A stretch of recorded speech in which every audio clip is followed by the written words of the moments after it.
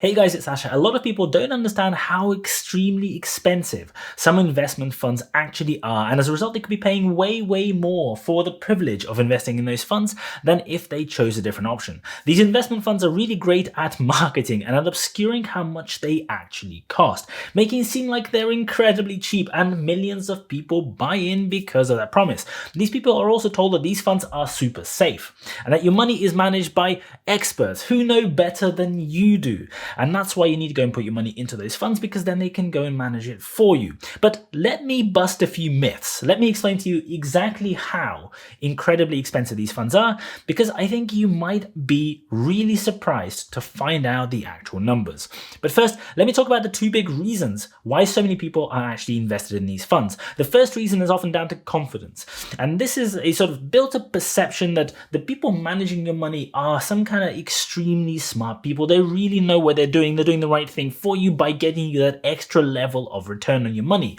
These experts are there to ensure that your money grows and performs really well, right? Well, you don't need to go any further than Standard & Poor's themselves. You can go and find any number of different white papers, research by Standard & Poor's, by industry bodies, by anybody you want, who will show you that, depending on the numbers that you want to look at, somewhere around 85 to 90% of actively managed funds at any one point will be underperforming the Standard & Poor's 500 largest index, for example, or the relevant index that active fund is trying to beat. But the number is even more startling if you look at a further time period. So the further back you go, the higher that proportion of funds that underperform gets. But don't let academics or white papers tell you. You can go and literally look at this yourself. Go and pick your favorite investing funds. I've noticed recently a lot of people talk about Money Farm because, there's been a big marketing campaign. A lot of YouTubers are talking about them. So I went and looked on their website because, it's obviously the thing of the month.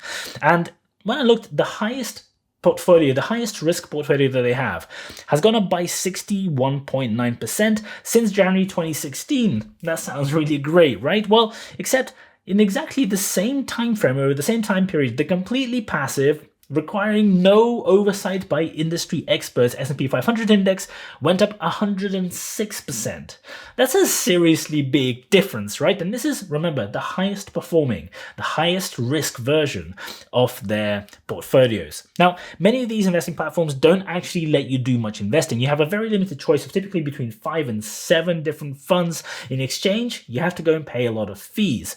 If you don't like the risk, there are some lower risk portfolios available compared to the one that I just showed you. And, Money Farm risk level 2, for example, delivers 2.9% per year. Or if you're really risk averse, you can go for level 1, which returns 1.1% per year. Incredible. But here is the really big problem. Let's look at the numbers. These companies and funds charge fees for the privilege of you being able to earn less money than if you didn't use them. Now, on the surface, these fees don't look too bad. Let's keep on the same example. Money Farm, for example, charges 0.75% per year on the first £10,000 invested with them. And many other platforms, if you go and look across the board, they all roughly charge the same amount.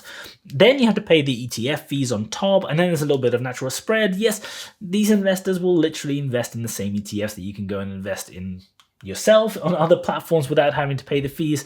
But if you look at their distributions, their highest risk portfolio has 50%, roughly speaking, of money invested in developed equities. This is basically pretty much going to be the S&P 500. But if you go and look at some of the lower risk portfolios, you get to pay the annual fee in order to have more than half of your money to be just kept as cash.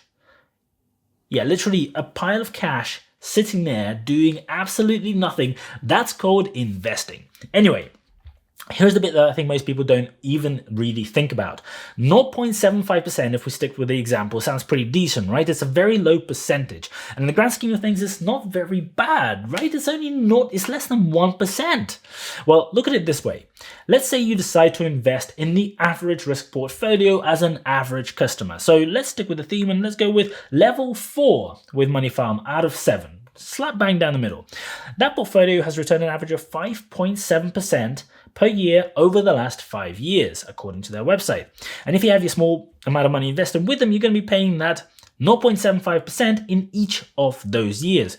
Now, if you do the small print, the calculations they show, which tell you what the average rate of return is, use a balance of £250,000, which to me seems somewhat disingenuous because I'm presuming this is more than 95–99% of people who are using the platform, but let's not get into the depths of that. So instead of using 0.75% fee, they've actually used 0.55% fee in the numbers.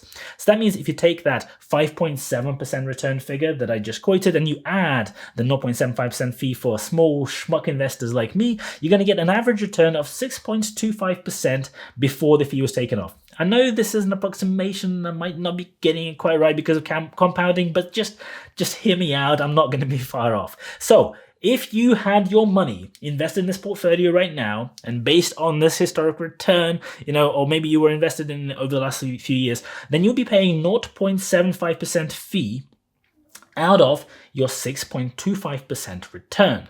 That's a huge 12% of your total earnings. Yeah, 12% of the amount of money you're actually earning is the amount that you're going to be paying in fees. Suddenly doesn't quite sound as good, does it? Well, in a bad year like 2020, like the one we just had, the total return on this portfolio was only 2.5%. So then the fee is 30% of the amount of money you made in that entire year. But it gets even worse than that because the one thing that we're forgetting is inflation. See, inflation is usually, if you look over the long term, about 2% per year on average. It wasn't too far off it over the last few years on average. So that means the real rate of return on your money is not 6.25%, it's just 4.25% because inflation makes the value of your investments lower every single year. But guess what? The fee is still the same. And the fee then, the 0.75% out of 4.25% return on average for this portfolio becomes 18% of your average return every single year. So next time you look at these portfolios, give it a little bit of thought.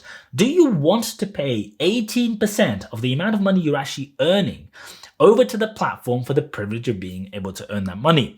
Are you happy for that huge amount of money that you're paying to be able to earn less money, considerably less money, than if you just invested passively in something like the S&P 500 index?